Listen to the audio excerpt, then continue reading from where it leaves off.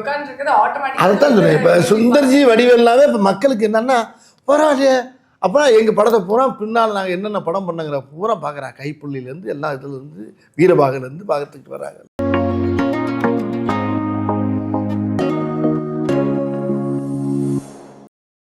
Hello and வணக்கம். இன்னைக்கு வந்து ரொம்ப ஒரு ஸ்பெஷலான இன்டர்வியூல தான் நான் உட்காந்துருக்கேன். இந்த இன்டர்வியூவில் இருக்கிற 2 பேர் பற்றி சொல்லணும்னா, comedy king and comedy kingdom, இந்த 2 பேரும் ஒன்று சேர்ந்தாங்கன்னா கண்டிப்பாக வந்து ஒரு பிளாஸ்ட் வந்து கன்ஃபார்ம் இருக்கு. And we have the very lovely Vaigai பேர் sir and our lovely talented director Sundar C sir. 2 பேரும் எப்படி இருக்கீங்க? நல்லா இருக்குமா? நல்லா இருக்கேன். ஒரே நிமிஷம், நம்ம மற்ற விஷயங்கள்லாம் பேசுறதுக்கு முன்னாடி ரொம்ப ஒரு முக்கியமான விஷயம் பண்ணிடணும். ஊரு கண்ணு, உறவு கண்ணு, நாய் கண்ணு, நதி கண்ணு, பூரு கண்ணு, நல்ல கண்ணு, நல்ல கண்ணு, எல்லா கண்ணும் வந்துட்டு அப்படியே போயிட்டோம். 15 வருஷத்துக்கு அப்புறம் நாங்கள் வந்துட்டு உங்கள் 2 பேரும் காம்பினேஷன் பார்க்க அவ்வளோ எக்ஸைட்டடாக இருக்கோம்.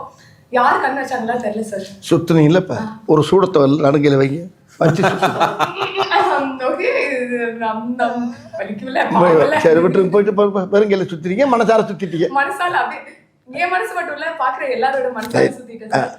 சொல்லுங்க சார், ஃபர்ஸ்ட் இந்த காம்பினேஷன் நீங்க 2 பேரும் என்னைக்கு மீட் பண்ணீங்க சார்? தினம் தான் மீட் பண்ணிக்கிட்டே இருக்கான். 20 வருஷமா மீட் பண்ணிக்கிட்டு இருக்கோம். அப்பா, ஆமா. உண்மையை சொல்ல போனால் முதல்ல அண்ணனை நான் மீட் பண்ணும்போது அவர் கால் அடிபட்டுருந்துச்சு.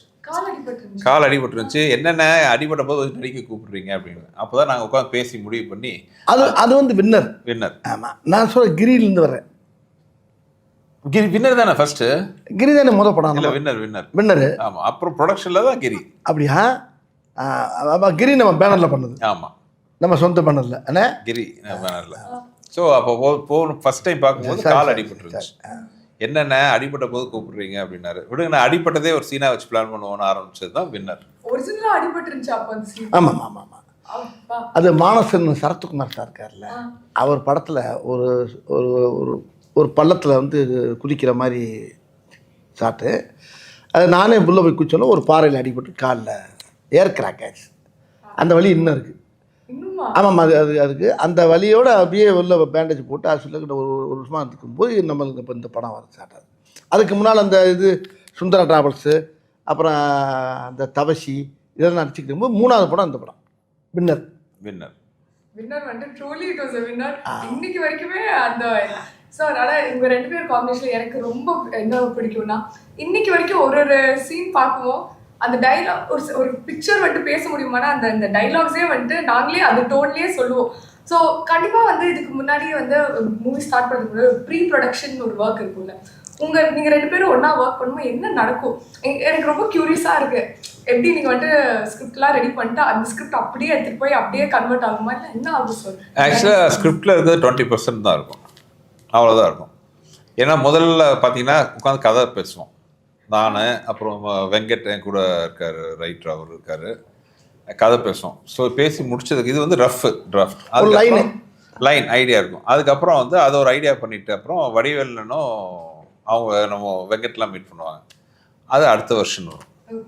இது வந்து 50% வருமா? ஆமாம். இப்போ 20% 25% 50% ஆகும். மீதி 50% பார்த்தீங்கன்னா கிட்டத்தட்ட எல்லாமே பார்த்தீங்கன்னா ஷூட்டிங்கில் வந்து டெவலப் ஆகும். அது வந்து ஒரு இனிமையான, பார்க்கவே ரொம்ப சந்தோஷமாக இருக்கும். அது இவர் லொக்கேஷனை பார்த்தோன்னே வந்துடும். அப்படி லொக்கேஷன் அமைச்சு கொடுப்பாங்க. ஆண்டவன் செல்ல எங்களுக்கு அமைஞ்சோடனே 2 பேருமே முருகன் சம்மந்தப்பட்ட விஷயங்களை ரொம்ப வணங்கக்கூடிய ஆளுங்க நாங்கள். அவர் சுந்தரனுங்கிறது அது முருகனுடைய பேர் தான். வடிவேல் அதாவது தெய்வத்தை ரொம்ப அதிகமாக ஆன்மீகத்தில் ஈடுபாடு உள்ளவங்க நாங்கள் 2 பேரும். அந்த மாதிரி சேரும்போது உள்ளே போகிறப்ப ஒரு போனவுடனே ஸ்பாட்டுக்கு போனாவே இந்த படத்தில் கூட பார்த்தீங்கன்னா போனவுடனே மழை பெய்யும். முதல் நாள் ஷூட்டிங் பண்ணி பல மழை பெய்யும்.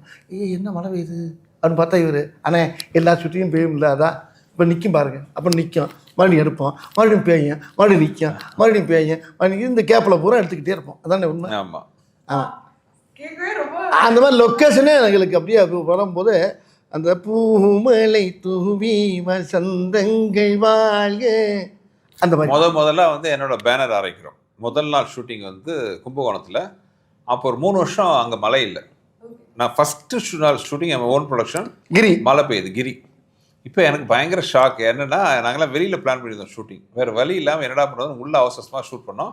ஃபர்ஸ்ட் ஷாட்டு வடிவேலன் வச்சு தான். நீங்கள் அந்த இட்லிக்கு சட்னி கிட்னி தான் இருக்குன்னு சொல்கிற சீன் வந்து கும்பிட்டு திரும்பார். என் பேனரில் வந்து முதல் ஷாட்டு. அப்போ நான் சென்டிமெண்ட்டாக சொன்னேன், நான் முருக பக்தர், முருகர் ஃபோட்டோ கும்பிட்டு திரும்பார். நான் வந்து சொன்னேன், முருகரை பார்த்துட்டு வடிவேல் திரும்புறாரு, என் பேனர் ஆரம்பிச்சிருங்கன்ட்டு. அது ஆரம்பித்த நல்ல நேரம், மோர் தென் 20 years பேனர் நல்லபடியாக போயிட்டுருக்கு. அன்னைக்கு லைட் இல்லாமல் எடுத்த சீன் தான் அந்த அக்கா காமெடி. லைட்டே இல்லாம ஒரே ஒரு பல்ப் மட்டும் தான் இருந்துச்சு, அந்த லைட் சோர்ஸில் எடுத்தது தான் அந்த ஒரு சீன். லைட்டு வெளியில் வெளிச்சது சேர்த்து. ஆமாம். உதாரணத்துக்கு ஒன்று சொல்லவா மலையை பற்றி? உதாரணத்துக்கு சொல்லமா நேற்று கேஸ்ட் ஆடியோ ஃபங்க்ஷன் காலையில் 1 மணி நேரம் மழை. எப்படி மழை நின்று கொட்டி எடுத்துச்சு. ஆடியோ ஃபங்க்ஷனுக்கு வரவேற்குது ஒரு 1.5 மணி நேரம் 2 மணி நேரம். நாங்கள் எல்லோரும் பயந்துட்டோம், அன்றைக்கி என்ன ஆடியோ ஃபங்க்ஷன் என்ன இப்படி பெய்யுது, நாங்கள் எல்லாருக்கும் பெய்யுமா பார்த்தா காலையில் ஒரு மழை அடித்தா அங்கே இடமே குழுக்குழுன்னு ஆகி போய் இந்த படத்துடைய தயாரிப்பாளர் ஐயா அவரே சொல்கிறார், இன்றைக்கி மழை பெஞ்சு எல்லோரும் வந்து அவ்வளோ நேரத்தெல்லாம் சூடு முந்தானத்து, அந்த சூடெல்லாம் இல்லாமல் அழகா குழுக்குழுன்னு ஊட்டியில் ஆடியோ ஃபங்க்ஷன் நடந்த மாதிரி இருந்துச்சு. ஆனால் நான் ஆக்சுவலாக ஜென்யூனாக யோசிச்சேன், இவ்வளோ நாள் வெயில் போயிட்டே இருக்கேன், டக்குன்னு ஒரு நாள் மழை பெய்யுது. அது என்னைக்கு பாருங்க, மழை சொன்ன கணக்கில் வந்துட்டு எங்கேயோ கரெக்ட் ஆகுது. ஓப்பன் ஸ்டேடியம் வேறு, ஓப்பன் ஏரியா, அது ஒரு அரங்கத்துக்கு கூட கிடையாது, ஓப்பன் ஏரியா. ஆனால் மழை காலையில் ஒரு 2 மணி நேரம் பெஞ்சுச்சுன்னா அப்போ இந்த படத்துக்கு பெரிய இந்த படத்துடைய அம்சமே வேறு மாதிரி மாறுது. இந்த படம் வந்து எப்படின்னு கேட்டால் ஒரு நல்ல ஸ்கிரிப்டு என்ன செய்யணும்னா அதே நம்மளை தேடி வந்து என்னை வந்து எடுங்கடாகணும். அது மாதிரி இந்த கதை அதான் எங்களை தேடி வந்து இந்த படத்தை எங்களை 2 பேரும் சீக்கிரம் உடனே எடுத்து உடனே பண்ண சொல்லிடுச்சு. இது ரொம்ப ஃபாஸ்ட்டாக நடந்த விஷயம் அது. இந்த கதை சும்மா பேசலாம், என்ன உண்மையான சும்மா பேசலாம் கட கட கட கட கட கட கடன்னு வேலை முடிஞ்சு டக்கு முடிஞ்சு. ஆனால் ரிலீஸ் தான் லேட்டு, எங்களுக்கு ஏப்ரலில் பண்ணிக்கணும் தப்புன்னு. ஆனால் படம் ஃபாஸ்ட்டாக முடிஞ்சு வேலையெல்லாம் முடிஞ்சு படம் ரெடி. ஆனால் இப்போ பண்ணுறத விட பேசாமல் ஏப்ரலில் பண்ணிடலாமா அப்படின்னாரு. ஆனால் ரொம்ப நல்லதுண்ணே, பிள்ளைகள்லாம் பார்க்குறதுக்கு எல்லாருக்கும் நல்ல லீவ் டைம், அருமையான விஷயம் அப்படின்னா கரெக்டாக அதே மாதிரி வந்து அமைஞ்சு அழகாக அன்றைக்கி உங்கள் பக்கத்தில் உட்காந்து பேட்டி கொடுத்துருக்கோம். சார் அதான் சத்தியமாக சொல்லணும்னா சின்ன வயசுலேருந்து வந்து நாங்கள் வந்து உங்கள் காமெடி சீன்ஸ் பார்த்து என்ஜாய் பண்ணாமல் இருந்ததில்ல. இன்னைக்கு வரைக்குமே அது வந்து எவ்வளோ வாட்டி பார்த்தாலும் திருப்பியும் அதே ஒரு எனர்ஜி, அதே ஒரு வைப் எப்பவுமே இருக்கு. ஸோ கண்டிப்பாக எனக்கு தெரிஞ்ச ஏப்ரலில் ரிலீஸ் பண்ணது ஒரு கிரேட் ஐடியா. ஏன்னா எங்கள் சின்ன ஜென்ரேஷனும் வந்து இதே பார்த்து என்ஜாய் பண்ணுற மாதிரி நல்ல அருமையான டைம் அது.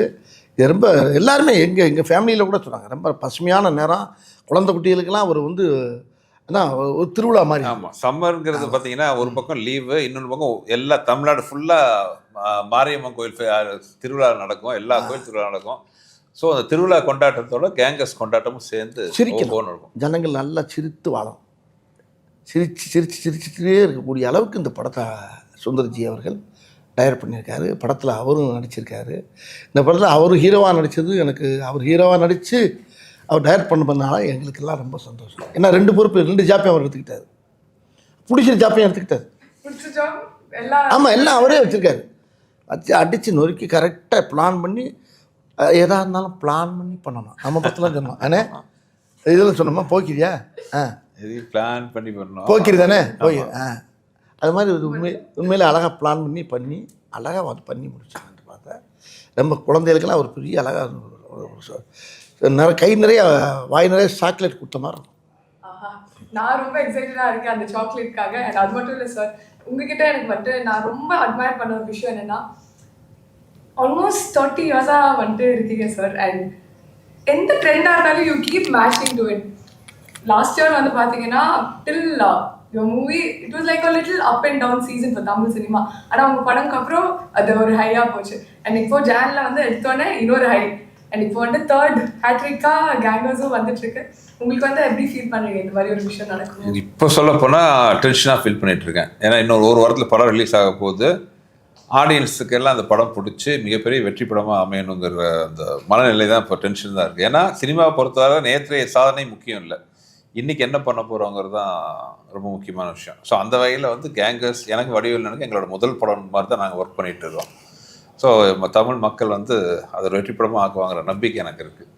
கண்டிப்பாக 2 பேரும் சேர்ந்தவொடனே ஜனங்களுக்கு ரொம்ப சந்தோஷமாக இருக்கேன். இப்போ நான் இப்போ பார்த்திபன் நானும் சேர்ந்தால் எப்படி இருக்குமோ அது மாதிரி இப்போ சுந்தர்ஜி நானும் சேர்ந்தால் இப்போ மக்களுக்கு என்ன 15 நிமிஷம் கேப் விட்டது ஒரு வகையில் நல்லதுன்னு நினைக்கிறேன். அது ஏன்னு கேளுங்களேன், ஓயாமல் சேர்ந்துக்கிட்டே இருந்தால் கூட போராடிச்சிருக்கோம். இந்த கேப் விட்டு வந்தோடனே நீங்கள் 2 பேரும் சேர்றீங்களா, நீங்கள் 2 பேரும் சேர்ந்தாச்சா, அப்போ ஓகே சூப்பர் அப்படிங்கிறாங்க. அப்போ அந்த பிரிஞ்சு இருந்து மறுபடியும் சேர்றப்ப ஒரு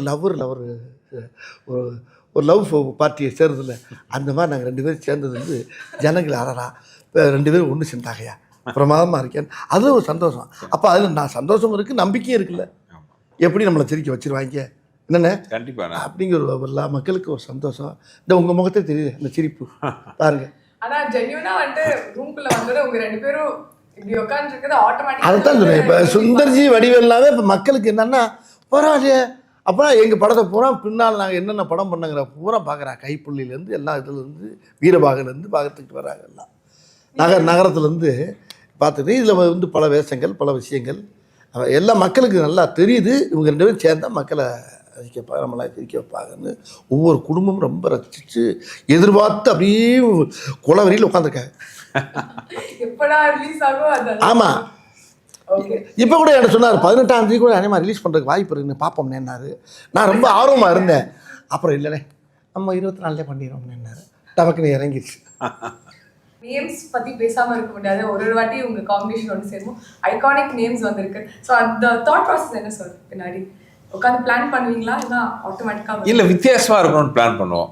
அது அண்ணன் அவரோட ஐடியாவோட வருவார், உட்காந்து பேசி வந்து. ஏன்னா ஒரு கேரக்டர் சீன்கிறது ரெண்டாவது, ஹியூமர்னு வரும்போது அந்த கேரக்டரோட லுக்கு. இப்போ நீங்கள் கேங்கர்ஸில் பார்த்தீங்கன்னா அந்த லுக்கே பாருங்கள் அவ்வளோ சூப்பராக இருக்கும். அந்த அந்த மீசைலேருந்து அந்த ஏர்லேருந்து அந்த போட்டுக்கிற காஸ்டியூம் வரைக்கும் எல்லாமே பார்த்தீங்கன்னா அந்த ஒர்க் பண்ணுவோம். So first impression is the best impression. First இம்ப்ரெஷன்னா ஒன்று லுக்கு, இன்னொன்று பேர். அதுக்கப்புறம் தான் வந்து இது ஒரு கைப்புள்ள, ஒரு வீரபாகு, ஒரு வக்கீல் வெடிமுத்து, அந்த மாதிரி இதில் பிடி மாஸ்டர் சிங்காரம். ஸோ அந்த கேரக்டர் பேர் சொல்லும்போதே பார்த்தீங்கன்னா நமக்கு ஒரு நம்மள அறியாமல் முகத்தில் ஒரு புன்னகை வரணும். அது வடிவேலனோட ஃபிக்ஸ் பண்ணி பார்க்கும்போது ஆட்டோமேட்டிக்காக அந்த நேமோட வேல்யூ இன்னும் அதிகமாகிடும்.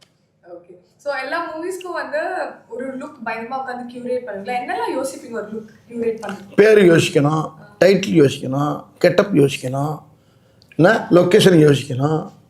எவ்வளோ இருக்குமா அதெல்லாம் சொல்லிட்டு இருந்தால் எவ்வளோ இருக்குண்ணே. இன்னொன்று அது ஒரு சேலஞ்சிங்ல, இவர் வடிவேல்னா அவ்வளோ கேரக்டர் பண்ணியிருக்காரு.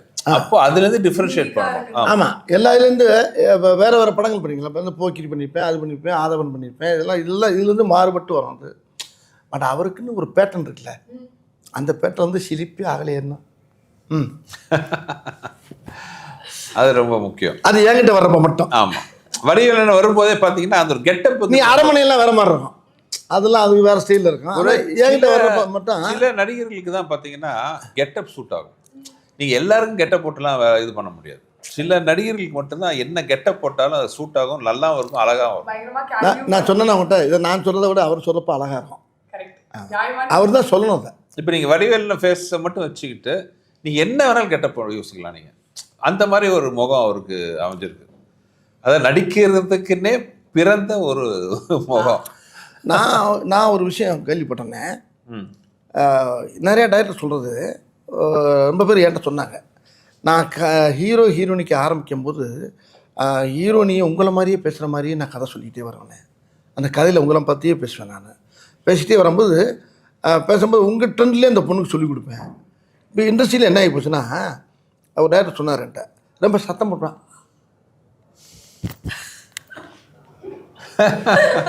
அது வந்து ஷூட்டிங் ஸ்பாட்லேயே நடக்கணும் அப்போ. ஆமாம், ரொம்ப கத்தி பேசினா. நேற்று நடந்துச்சு இந்த படத்தில் ஒரு சீனு. எங்கள் படத்தில் வந்து நேற்று ஃபங்க்ஷன் நடக்குது, ஆடியோ ஃபங்க்ஷனு. அதில் ஒருத்தர் ரொம்ப நேரமாக ஸ்டேஜில் பேச ஆரம்பிச்சிட்டார். எங்கள் குரூப்பில் ஒருத்தர், நிறைய க்ரௌடு வேறு, டைம் வேறு ஆகிட்டு இருக்கு. இப்போ அவர் நிறுத்த சொல்லணும். இப்போ கேங்கஸ் படத்துலேயே ஒரு சீன் இருக்குது.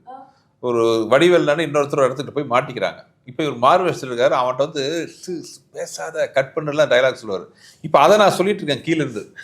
அது வடிவேல் நிறைய நீங்கள் படம் பார்த்து பார்த்தீங்கன்னா பின்னாடி எல்லாருமே இதை பற்றி இப்போ இந்த மாதிரி பேச ஆரம்பிச்சிருவாங்க.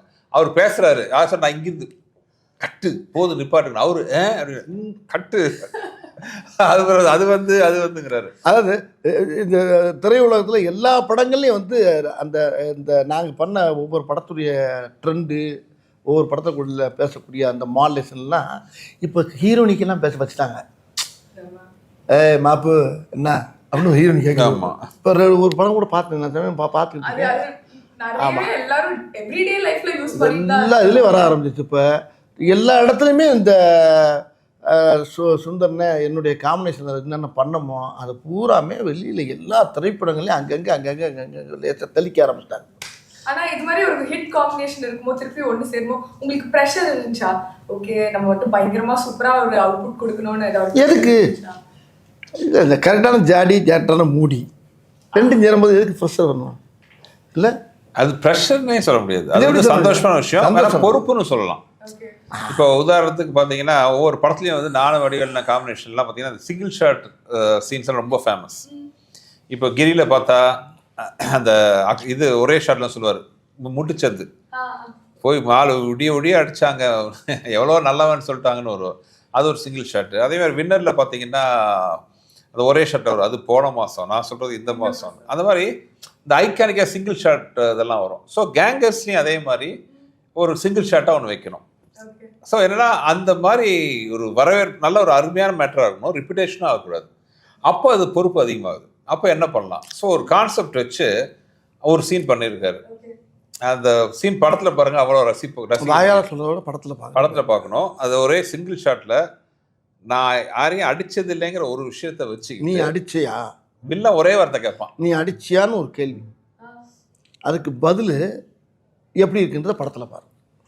அது நீ அடிச்சியா, நான் யாரையுமே அடிச்சது இல்லை அப்படின்னு அது அடிச்சது இல்லைங்கிறதுக்கு ஒரு பெரிய உதாரணமாக சொல்லுவார். அது வந்து நீங்கள் தேட்டரில் வந்து கை விட்டு விரல விட்டு எண்ண முடியாது எத்தனை அடிச்சது இல்லைன்ட்டு, அவ்வளோ வரும்.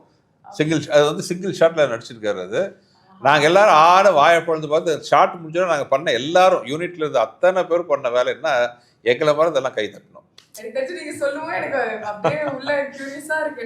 ஸோ உங்களுக்கு ஒரு போட்டியாகவே சொல்கிறேன், கரெக்டாக அவர் எத்தனை அடிச்சது இல்லைன்னு சொன்னார்னா உங்களுக்கு நான் ப்ரைஸ் தரேன், கரெக்டாக கவுண்ட் பண்ணி சொல்லுங்கள். வந்து 24th of April ஃபர்ஸ்ட் போய் நான் இது எண்ணிட்டு சார் பிரைஸ் சொல்லிட்டீங்க, நான் கரெக்டா கண்டிப்பா இல்ல வடிவேல் நான் போட்டுக்கிற கூலிங் கிளாஸ் இல்ல ஓகே இல்ல, அதாவது அந்த சீன் நினைக்கும் போது இப்போ எனக்கு சிரிப்பு வருது. அவ்வளோ அருமையான ஒரு சீன் அது. படத்தில் பார்க்குறேன், நீங்கள் படத்தில் பார்த்தேன், நான் கூட அதை ட்ரெய்லரில் கொஞ்சம் புடுவாருன்னு பார்த்தேன்.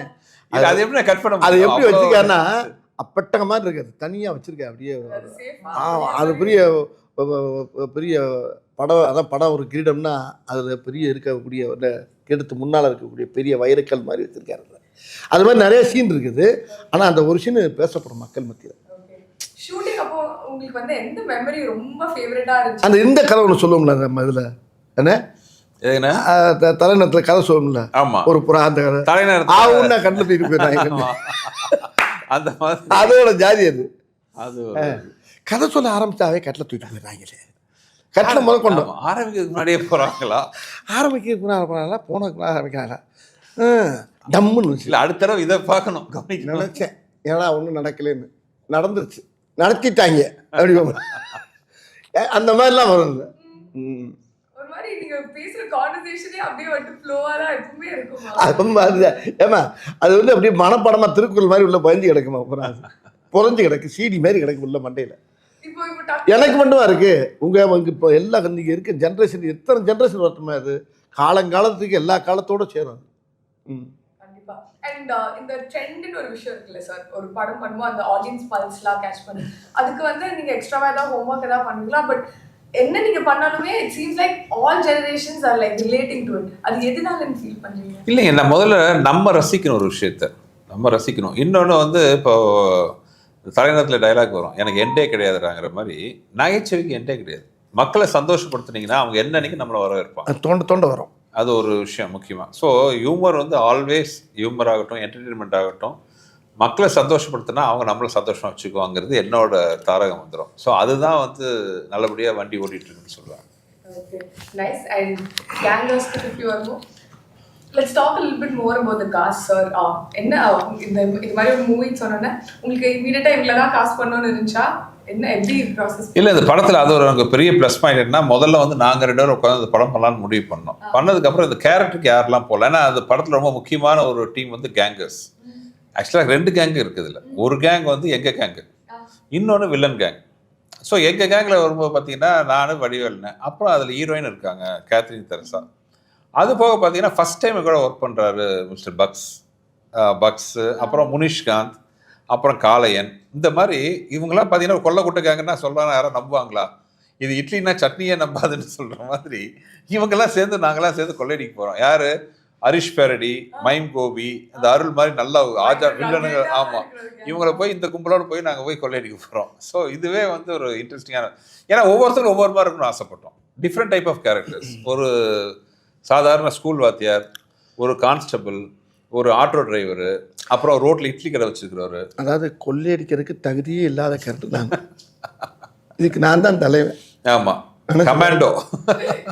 அதுக்கு பேர் கமாண்டோ. அந்த கமாண்டோ போகிறத பாடுறதுக்கு ஏன்னா அது வந்து அந்த ஆமாம், நீங்கள் வந்து இவங்கெல்லாம் கொள்ளையடிப்பாங்களே, எந்த ஆங்கிளில் பார்த்தாலும் இவங்களை பார்த்தா போய் மாற்றி அடி வாங்கி சாக போகிறாங்கன்றது. ஸோ அந்த மாதிரி ஒரு கேங் வச்சுக்கிட்டு எப்படி நாங்கள் அடிக்கிறோங்கிறது கதை. Okay, nice. அண்ட் இன்னொரு விஷயம் நான் நோட்டீஸ் பண்ணேன், ஆடியோ லான்ச் ஃபங்க்ஷன்ல சொல்லிட்டீங்க இந்த படத்தோட டைட்டில் எப்படி வந்துச்சு, அப்படியே போற போக்குல வந்துட்டு பேர் வச்சுட்டு போயிட்டீங்கன்னு. அது மாதிரி நிறைய படங்கள் இதுக்கு முன்னாடி பேர்லாம் வச்சிருக்கீங்களா சார்? நீங்க ஏதாவது சொல்ற ஒரு வார்த்தை வந்துட்டு இது நல்லா இருக்கு, இது நம்ம டைட்டிலா யூஸ் பண்ணலாம். ஏமா இதுதான் ரொம்ப இருக்கு. எங்க படத்துல வாலிபர் சங்கம், நான் பேசுன டயலாக், எங்க படத்துல பேசுன டயலாக் பூரா டைட்டிலா வச்சு எத்தனை படம் இட்டு கொடுத்துருக்காங்க. நாங்க கொடுக்கல, மத்தவங்க கொடுத்துருக்காங்க. எடுத்துக்கிட்டு எனக்கே தரமாட்டேன்ட்டாங்க. நீங்க வேற என்னண்ணே? கரெக்ட். நான் பட்ட பாட்டு எனக்கு இல்லை தெரியாது.